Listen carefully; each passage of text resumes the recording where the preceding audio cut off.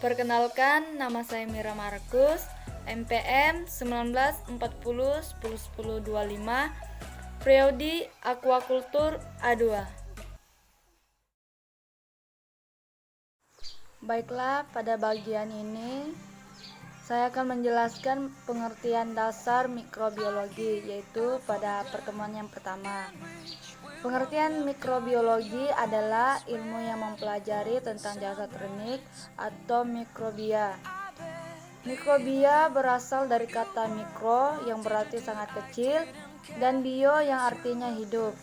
Dengan demikian, mikrobia adalah jasad hidup yang sangat kecil dan tidak dapat dilihat tanpa mikroskop. Mikrobiom merupakan jasad uniseluler dengan sifatnya yang berbeda dari tumbuhan maupun hewan. Mikrobiom mampu hidup di mana saja, di lingkungan yang lembab, kering, suhu tinggi maupun suhu rendah. Sel mikrobiom mampu melakukan proses untuk kelangsungan hidupnya tanpa tergantung pada sel-sel yang lain.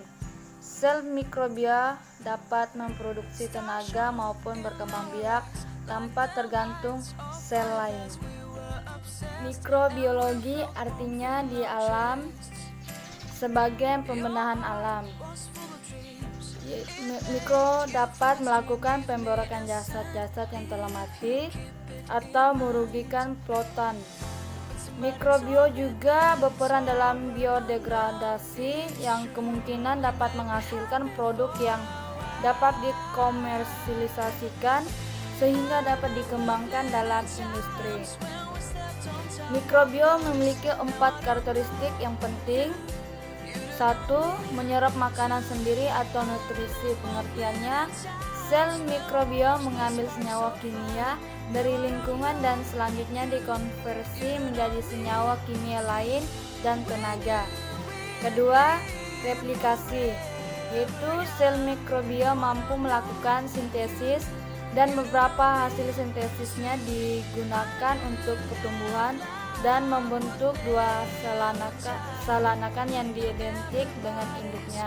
Yang ketiga, mengalami diferensiasi, yaitu sel mikrobio dapat berubah bentuk dan fungsi disebut dengan diferensiasi.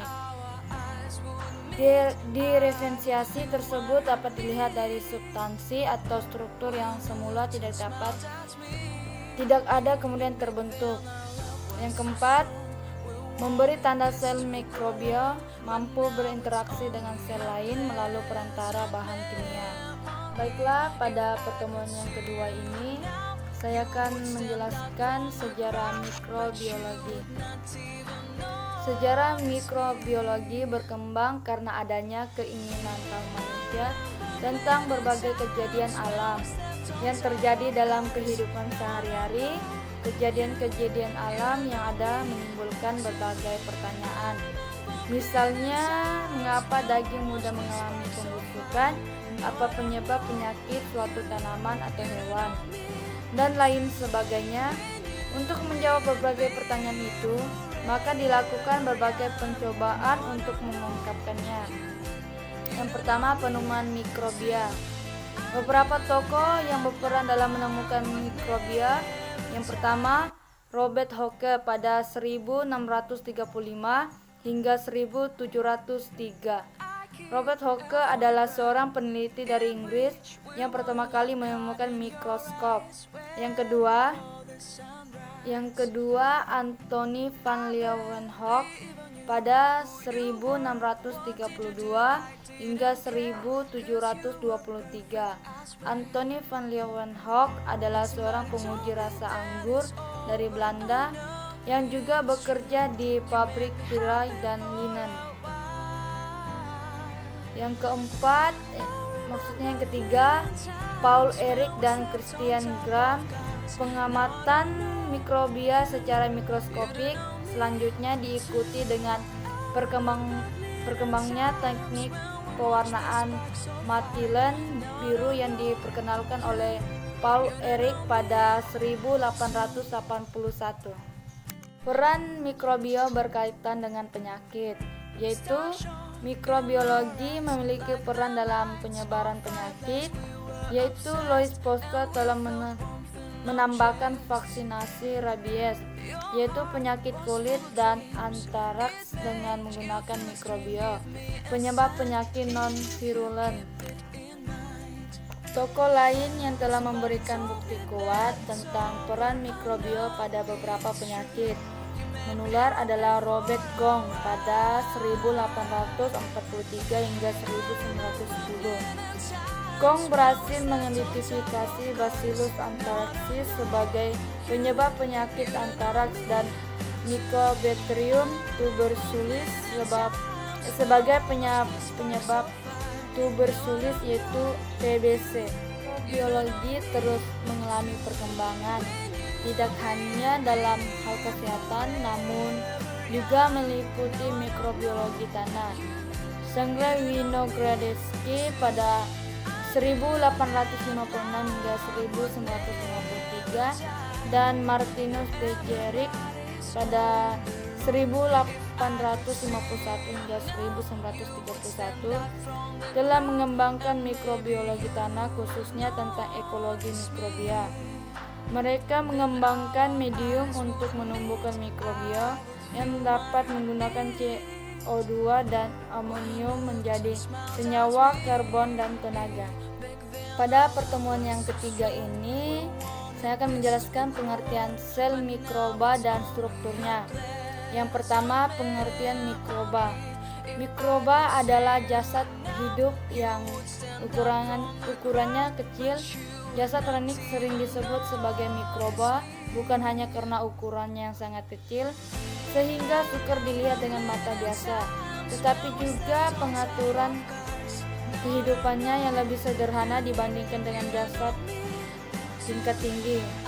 Mata biasa tidak dapat melihat jasad yang ukurannya kurang dari 0,1 mm.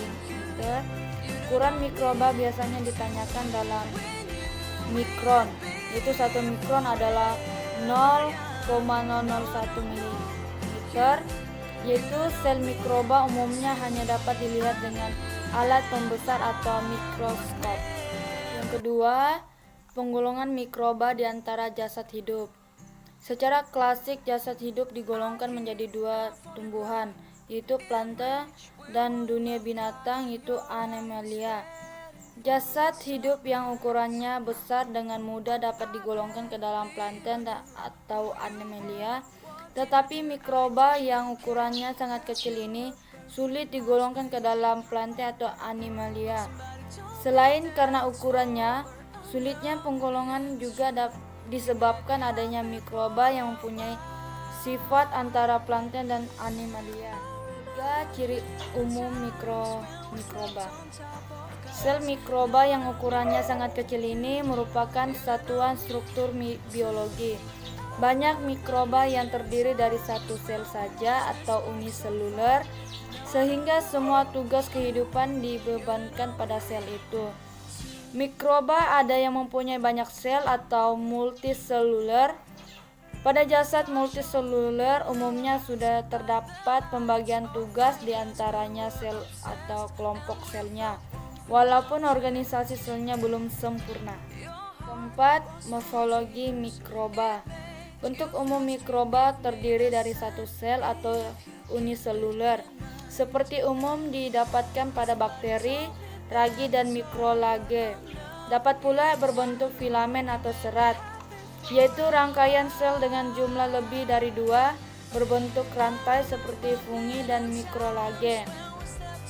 Filamen ini ada yang filamen semu jika hubungan antara sel tidak ada seperti fungi dan ragi, dan filamen benar jika diantaranya satu sel dengan lainnya terdapat hubungan yang jelas, baik secara morfologis maupun fisiologis. Bentuk ini umum didapatkan pada fungi dan mikrolage. Bentuk lain adalah koloni, yaitu gabungan dua sel atau lebih dari dalam satu atau ruangan seperti yang didapatkan pada mikrolage. Dan bentuk jaringan semu yaitu susunan serat membentuk jaringan atau tetapi tidak seperti ada jaringan pada makhluk hidup tingkat tinggi dan seperti pada jamur. Dan yang kelima, struktur sel mikroba. Sel mikroba sebagai contoh umumnya adalah sel bakteri. Struktur tubuh bakteri terdiri dari selaput luar, sitoplasma, dan materi inti yaitu DNA. Yang keenam, peran mikroba. Secara umum, mikroba berperan sebagai yang pertama jasad produsen, yaitu menghasilkan bahan organik dari bahan anorganik dengan energi sinar matahari. Mikroba yang berperan sebagai produsen adalah alga dan bakteri fotosintetik. Yang kedua, jasad konsumen, yaitu menggunakan bahan organik yang dihasilkan oleh produser, contohnya protozoa. Yang ketiga, jasad redusen, yaitu menguraikan bahan organik dan sisa-sisa jasad hidup yang mati menjadi unsur-unsur kimia, yaitu mineralisasi bahan organik, sehingga di alam terjadi siklus unsur-unsur kimia, contohnya bakteri dan jamur atau fungi. Pada pertemuan yang keempat ini saya akan membahas materiologi, yaitu bakteriologi merupakan tanggapan bakteri terhadap perubahan pada lingkungan hidupnya. Bakteriologi dapat dikatakan juga sebagai biologi bakteri, ilmu yang mempelajari kehidupan dan klasifikasi bakteri, struktur anatomi sel bakteri, cara kerja sel bakteri, interaksi antar sel bakteri. Bentuk-bentuk bakteri ada 3 macam. Bentuk bakteri sebagai berikut. Yang pertama, bentuk batang atau basil. Yang kedua, bentuk bulat atau kokus. Dan yang terakhir, bentuk spiral.